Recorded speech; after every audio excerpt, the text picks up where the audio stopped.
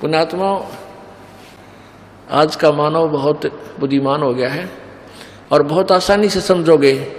जब तक आप आंखों नहीं देख लोगे इन प्रमाणों को, आप आज तक इसलिए विचलित रहे, आप मान नहीं सकते। और इन प्रमाणों को देखकर भी आप नहीं मान सकते तो आप भक्ति के योग्य नहीं हो। आपको परमात्मा नहीं चाहिए, फिर आप तो ड्रामा करने आए हो संसार में। और मूल उद्देश्य इस मानव शरीर का केवल परमात्मा पाना है।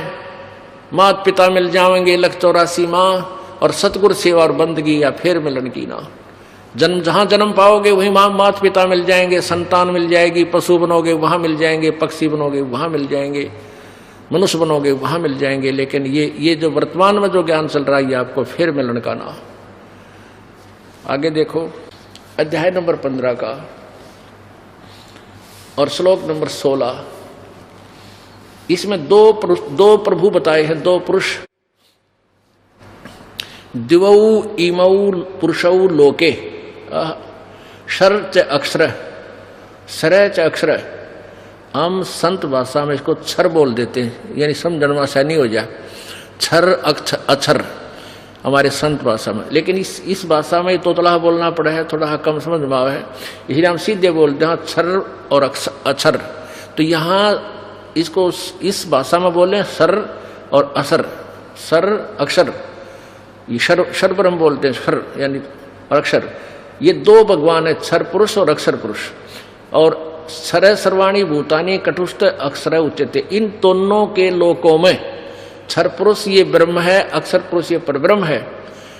ये अक्षर ब्रह्म भी कहलाता है, ये अक्षर ब्रह्म भी कहलाता है। इसको अक्षर ब्रह्म भी कहते हैं, इसको क्षर पुरुष भी कहते हैं, इसको अक्षर पुरुष भी कहते हैं, अक्षर ब्रह्म भी बोल सकते हैं। पुरुष माने प्रभु, ब्रह्म माने भी प्रभु। और इनके लोक में सभी प्राणियों और इनके स्थूल शरीर तो नाशवान है, सर है, और आत्मा अविनाशी है। ये देखो अनुवाद इन्हीं का। इस संसार में नाशवान और अविनाशी, इस संसार में नाशवान और अविनाशी भी ये दो प्रकार के पुरुष हैं, दो प्रकार के प्रभु हैं। क्षर पुरुष कहो चाहे क्षर ब्रह्म कहो, दो प्रकार के प्रभु हैं, परमात्मा हैं।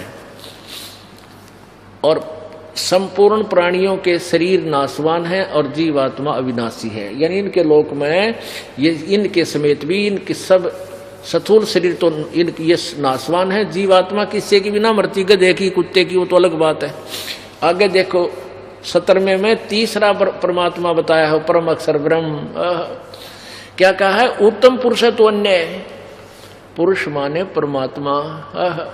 इस संसार में अक्षर पुरुष, अक्षर पुरुष, सर यानी सर पुरुष और अक्षर, नाशवान और अविनाशी, सर पुरुष और अक्षर पुरुष। इस पुरुष को हम यहां भी लगा सकते हैं। दो प्रकार के पुरुष हैं। पुरुष छोड़ दिया ना लिख कर, या भगवान लिखना था, प्रभु लिखना था, ब्रह्म लिखना था। दो प्रकार के ब्रह्म है। और वास्तव में 17वें श्लोक में कंसेप्ट क्लियर कर दिया कि उत्तम पुरुष तो अन्य है, वो श्रेष्ठ प्रभु अविनाशी परमात्मा तो ऊपर वाले दोनों से कोई और है। वो कौन है? वो परम अक्षर ब्रह्म है, जो गीता जी अध्याय नंबर 8 के श्लोक नंबर 1 के उत्तर में 3 में बताया है। उत्तम पुरुष है तो अन्य परमात्मा इति उदाहरत है, जिसको परमात्मा कहा जाता है। ये लोक त्रयम्, जो तीनों लोकों में आविश्य विभर्ति प्रवेश करके सबका धारण पोषण करता है, वो अवय ईश्वर है। अवय माने अविनाशी, ईश्वर माने सबका मालिक। उत्तम पुरुष तो अन्य ही है। उत्तम प्रभु ऊपर वालों से कोई न्यारा ही है, जो तीनों लोकों में प्रवेश करके, यानी वो यहाँ आता है प्रभु और सबका धारण पोषण करता है, यानी सबको यथार्थ ज्ञान और सत भक्ति से परिपूर्ण करता है। उनका पालन पोषण और अपनी तरफ से अलग से धन देकर उनका पोषण करता अपने कोटे से। अविनाशी परमेश्वर परमात्मा इस प्रकार कहा गया है। अपने आत्माओं, ये तो कंसेप्ट क्लियर हो गया कि सरपुरुष और अक्षर पुरुष ये उत्तम पुरुष नहीं है, ये श्रेष्ठ प्रभु नहीं है। इसलिए 17वें श्लोक में कहा 15वें अध्याय के गीता जी में कि उत्तम पुरुष है तो अन्य, वो परमात्मा कहते हैं, वही तीनों लोकों में प्रवेश करके सबका धारण पोषण करता है, वो अविनाशी परमात्मा है। आगे आगे ना फिर इसमें एक उलझा देंगे आपको, थोड़ा बताना पड़ेगा। 15 में जाके 18वें श्लोक में ये क्या कहता गीता ज्ञानदाता कि मुझे लोक वेद के आधार से पुरुषोत्तम मानते हैं, क्योंकि जितने प्राणी मेरे किस ब्रह्मांड में उनसे मैं उत्तम हूं, उनसे थोड़ा श्रेष्ठ हूं, उनसे मैं प्रभावशाली हूं, इसलिए लोक वेद में मुझे उत्तम पुरुषोत्तम कहते हैं। आई एम नॉट पुरुषोत्तम, क्योंकि वो तो 15वें अध्याय के 70वें श्लोक में क्लियर कर दिया कि उत्तम पुरुष है तो अन्य, वो तो कोई और है। और ये क्या कहता, मुझे तो लोक वेद है सुना सुनाया ज्ञान जो सच्चा नहीं हो, लोक वेद अक्षेत्रीय ज्ञान, उसमें मुझे परमात्मा कहते हैं। जैसे ये दास हम सभी पहले लोक वेद के आधार से ब्रह्मा विष्णु महेश को अजरो अमर मानते थे, इनके कोई माता पिता नहीं है ऐसा मानते थे। अब ये तत्व ज्ञान की रोशनी में हमें दिखाई दिया कि ये नासवान है, अविनाशी नहीं है। तो लोक वेद से हम इनको अजरो अमर मानते थे, सर्वेश्वर मानते थे, मृत्युंजय मानते थे, कालज्ञ मानते थे।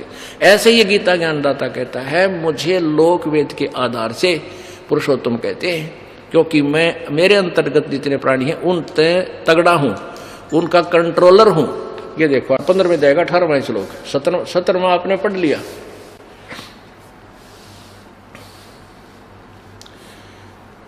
यस्मात् सर्वम अतीतः अहम अक्षरात् अपीत उत्तम अतः अस्मि लोके वेदे, अस्मि माने इस मेरे वाले लोक, मेरे लोके वेदे लोक वेद में प्राच्य प्राचित पुरुषोत्तम, क्योंकि मैं नासवान जड़ वर्ग क्षेत्र से सर्वथा अतीत हूँ और अविनाशी जीवात्मा से भी उत्तम हूँ, इसलिए लोक में और वेद में, लोक वेद में ये लोके वेदे यानी लोक वेद में दंत कथाओं के आधार पर पुरुषोत्तम नाम से प्रसिद्ध हूँ। इसका ये अर्थ बना, अर्थ इन्होंने गलत किया थोड़ा सा। अब ये क्या कह रहा है कि तो मेरे अंतर्गत चाहे तो ये स्थूल शरीरधारी प्राणी है चाहे जीवात्मा है, इनसे मैं उत्तम हूँ, इसलिए लोक वेद से आधार पर मन पुरुषोत्तम कहे मैं प्रसिद्ध हो रहा हूँ।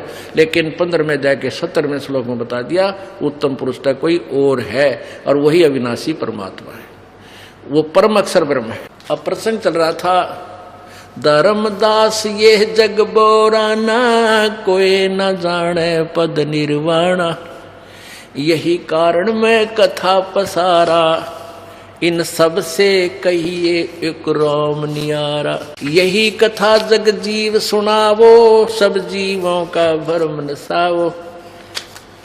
अब मैं तुमसे कहूँ चिताई तेरे देवन की उत्पत्ति बाई।